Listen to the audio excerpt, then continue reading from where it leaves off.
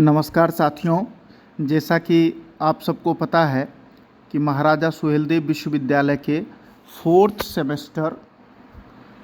Semester का exam होने वाला है, पेपर होने वाला है महाराजा सुहेलदेव विश्वविद्यालय का।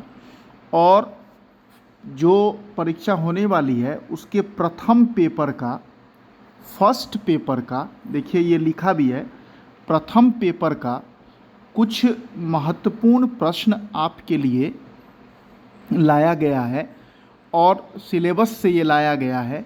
और यदि आप इन प्रश्नों को पढ़ते हैं तो मुझे लगता है कि इससे ये बाहर नहीं जाना चाहिए कोई भी प्रश्न, क्योंकि पिछले बार भी मैंने पिछले सेमेस्टर में भी, थर्ड सेमेस्टर में भी मैंने कुछ क्वेश्चन बनाए थे जो लगभग आया था।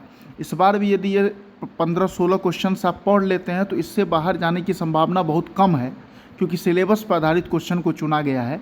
और आप इसको पढ़िए और देखिए, इससे बाहर नहीं जाएगा, मुझे उम्मीद है, मैंने अनुमान लगाया है और मुझे उम्मीद है कि इससे बाहर नहीं जाएगा।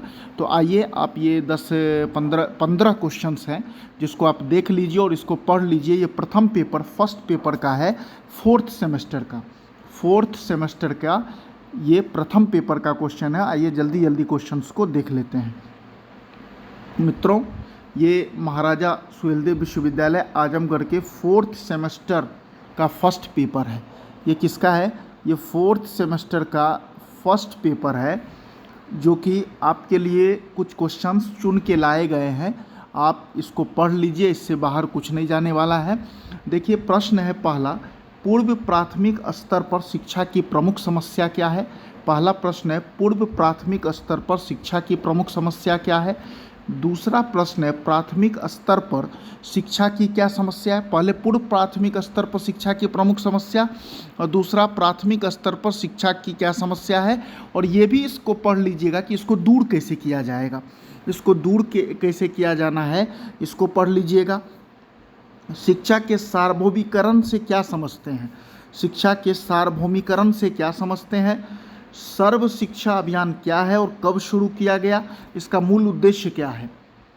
शिक्षा का निःशुल्क और अनिवार्य शिक्षा अधिनियम को स्पष्ट कर इसके मुख्य प्रावधान क्या हैं? इसको पढ़ लें। उसके बाद छठा क्वेश्चन है, माध्यमिक शिक्षा के प्रमुख समस्या का उल्लेख करें। उसके बाद क्वेश्चन है, उच्च शिक्षा की प्रमुख समस्या क्या है, उसको कैसे दूर करेंगे, सुझाव दें। फिर आठवां है, शिक्षा के द्वारा मूल्य का विकास कैसे होता है। फिर अगला प्रश्न है, राष्ट्रीय एकता में शिक्षा की क्या भूमिका है, या राष्ट्रीय एकता में शिक्षक की क्या भूमिका है, ये भी पूछ सकता है। दोनों प्रश्न पूछ सकता है कि राष्ट्रीय एकता में शिक्षा की क्या भूमिका है या शिक्षक की क्या भूमिका है। और 10वां जो है, शिक्षा में भाषा समस्या का उल्लेख करें।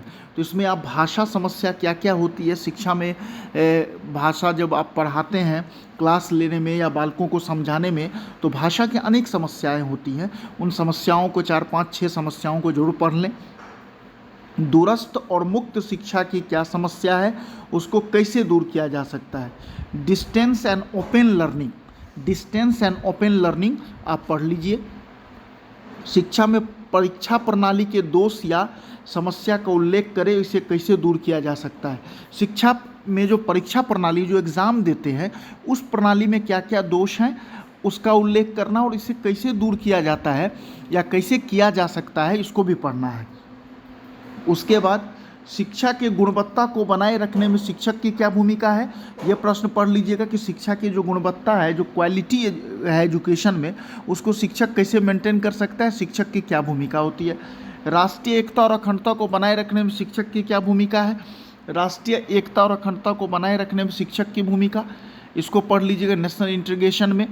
और उसके बाद शिक्षक की भूमिका सभी प्रकार के मूल्यों को बनाए रखने में, शिक्षक की भूमिका सभी प्रकार के मूल्यों को बनाने में, क्या मूल्यों को बनाने में, जैसे बालकों में अनेक प्रकार के मूल्य होते हैं, नैतिक मूल्य हो या सामाजिक मूल्य हो या शैक्षणिक मूल्य हो, उसको बनाने में शिक्षक की क्या भूमिका होती है।